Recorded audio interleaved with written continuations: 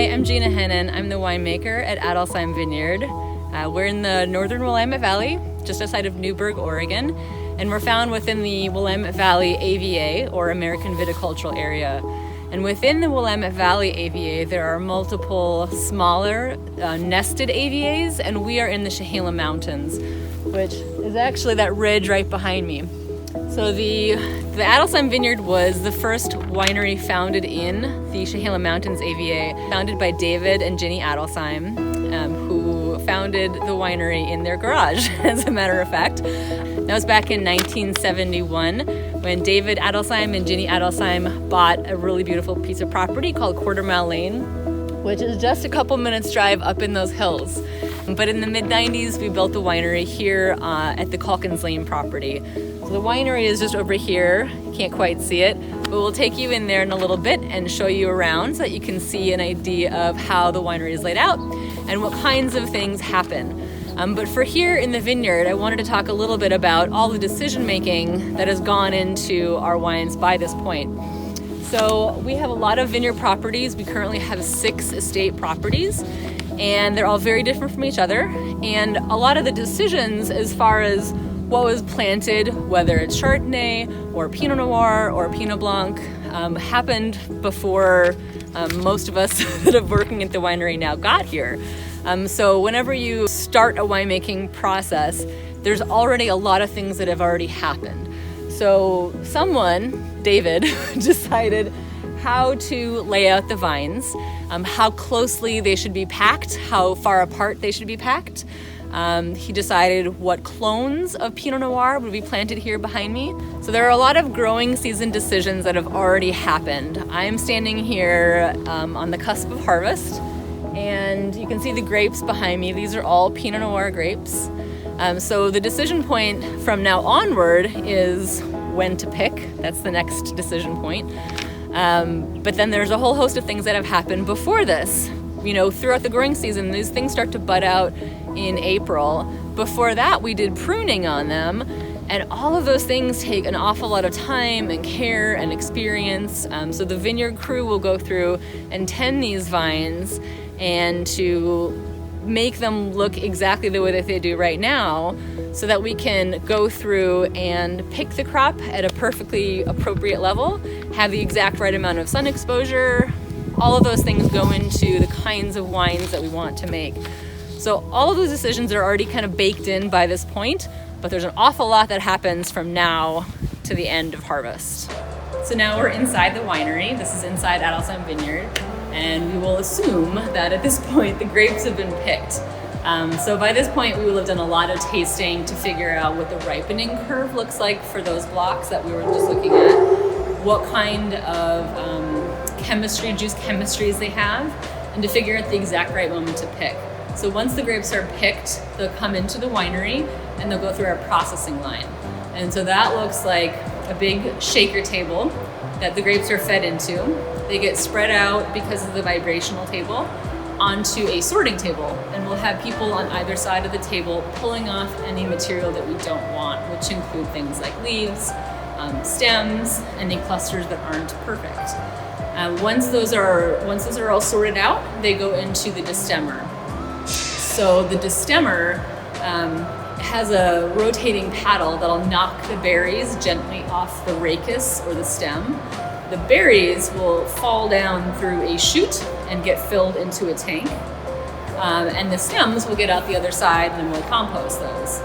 So now the berries are all in a tank. So we have different sized tanks like you have here behind me. We also have much smaller tanks that we'll use as well. All of which for Pinot Noir are stainless steel tanks. So we can control the temperature that they ferment at. Pinot Noir has a very thin skin, and so it gets hot very quickly during fermentation. So we want to make sure that we can control the temperature and how fast or how slow it's fermenting. It's a really critical part of the fermentation process. If it gets too hot, the yeast will be very stressed out and they will die, and then you won't finish your fermentation.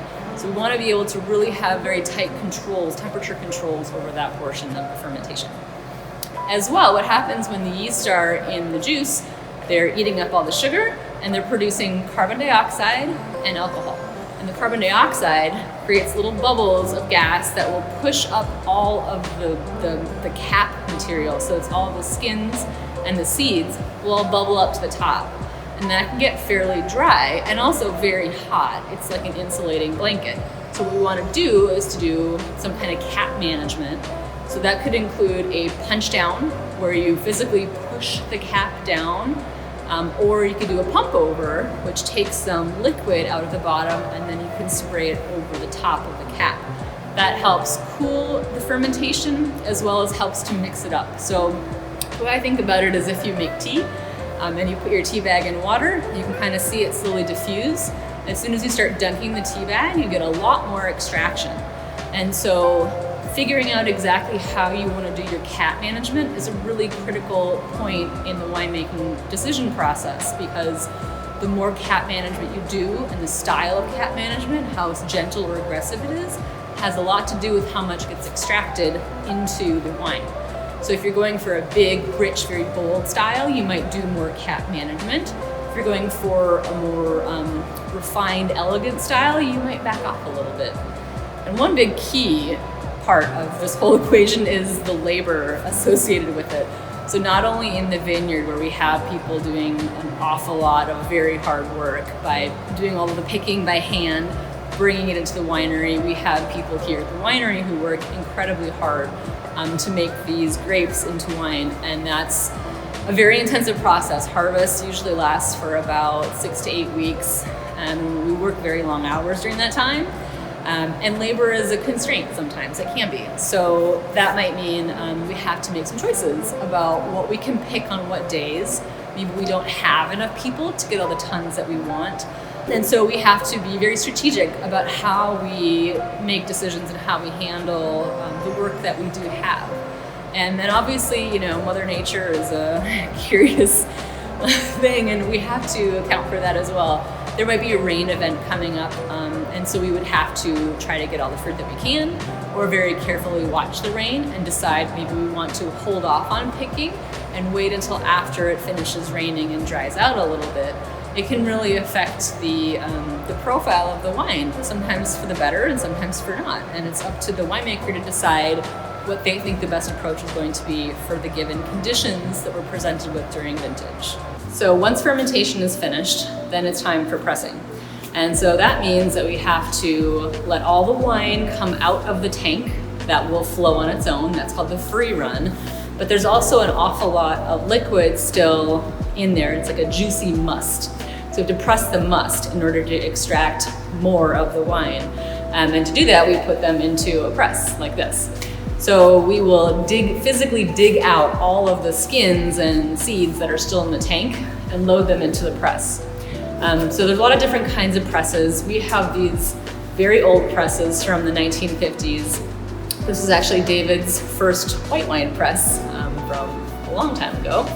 And we love it for Pinot Noir. It's very gentle. So what happens in the press is you put all the solids in, and there's a big central bag that slowly inflates and squeezes against this screen. And so it's like a sieve, basically. So the liquid will come out of the sieve and drip down into the juice tray. And then that portion can get pumped out into a settling tank before it goes down to barrel. So for pressing, it's a pretty critical piece of the puzzle. How you press, how much time it takes for you to press, whether you move the grapes around in the press or just simply let them stay in place and slowly squeeze, all has a big impact on the kind of tannins and the amount of the texture that you get from the wine. So we like a little bit of the press wine in with the free run portion because it gives some structure. Some people will only put in free run. Some people will combine the entire fraction of the heavy pressings and the free run. And that's really just a question of style. What are you intending to do with the wine? How do you like the shape of the wine? What do you want it to become? Once the wine is done with the pressing stage, it'll go into a settling tank where it'll sit for usually 4 to 6 days. And the very heavy solids will fall to the bottom, and then we will rack. So that means to pull the clear liquid off the top of the settlings and put that down into barrel. So up to this point, we've been talking exclusively about red wine production and how those wines are made. We also make an awful lot of white wine here at Adelsheim, including Chardonnay and Pinot Blanc. And that happens in a slightly different way than the Pinot Noir. So in the case of white grapes, we will load grapes whole cluster, whole bunch, directly into the press. There's another inflatable bag, just like we saw with the red press, that will slowly inflate, and we can set the cycle to decide how many times we want the drum to turn, to crumble, how many pressure increments do we want to use. There's a lot of different ways to finesse your press cycle to get exactly the kind of juice that you want to make wine out of. So once your press cycle is done with its inflations, there's juice coming out of the sieve, just like we saw with the Pinot. The juice goes into the tray down here, and then we'll pump that into one of our stainless steel tanks. There, we will look at the turbidity, meaning how many solids, what is the clarity of the juice. We like a bit of turbidity because it creates some interesting textural qualities in your fermentation and in the eventual wine, but not so much that the fermentations can struggle. So dialing that in, the turbidity level is a really key part of the Chardonnay process.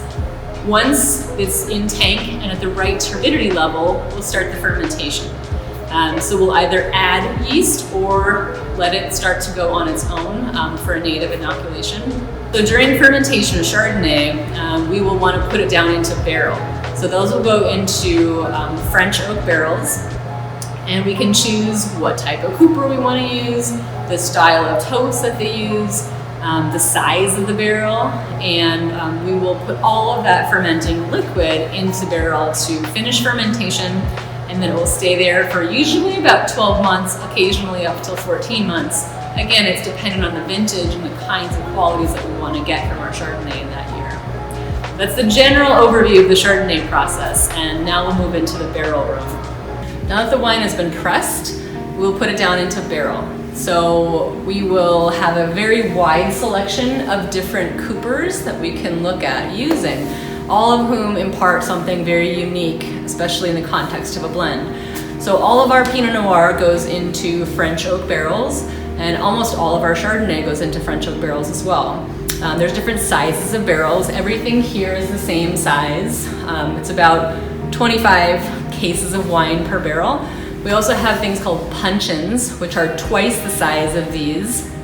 And we like those for Chardonnay because they give a bit more texture to the wine without giving a toasty kind of quality that you get from the wood. We also buy from 10 to 12 different coopers. So these are all cooperage houses in France. They will build barrels to their own sort of set of standards and specifications. They all have different selections of wood grain that they use. They have different toasting profiles that they use for their house toasts. The barrel wood itself might age for 2 or 3 years, depending on how you specify it in the purchase. So there's a lot of different decisions that go into just the making of a barrel, and we could spend days on that, but we'll skip over that for now. And just know that each of the barrels that we use has a very distinct thing about it, and that's the reason why we choose those barrels. There are certain vineyards that we like one type of cooper, other vineyards a lot of different kinds of coopers, and it really just depends on our experience of how the wines develop in barrel over time. So as you might be picking up, a lot of winemaking is based on experience, and the experience that you have with those vineyards across a lot of different types of vintages. And it takes a long time to arrive at the decisions that you get to, not only in the harvest season, but all the other ones prior to that. You know, and a winemaker might have 20 or 30 or maybe 40 different vintages in their lifetime to make all these decisions. And you kind of get one crack at it every year. And there's a long process throughout the year by which you're making wine, but those decision points happen once every year. And that's the only chance that you get. So once the wine is in barrel, it'll stay here for about 10 months for our Pinot Noir, as long as 12 or 13 months for the Chardonnays, just depending on the blend and the vintage that it's gonna be part of. And then we'll get them ready for bottle. So that'll mean taking all the wine, out of all of these hundreds and hundreds of barrels and putting them into a larger tank where we can blend the wine together. And that process is very tasting and intensive. It involves us tasting all of these barrels multiple times and then figuring out how they might fit best together. So for a single vineyard wine, like for instance, Calkins Lane, so that's the property that the winery sits at, that's usually from the blocks that you saw earlier, 1 through 8.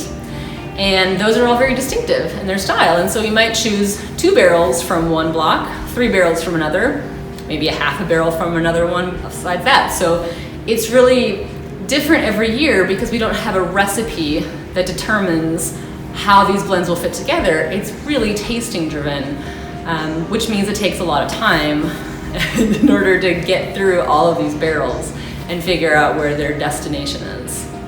So by this point, there have literally been thousands of decisions that have gone into making the wines as they taste right now.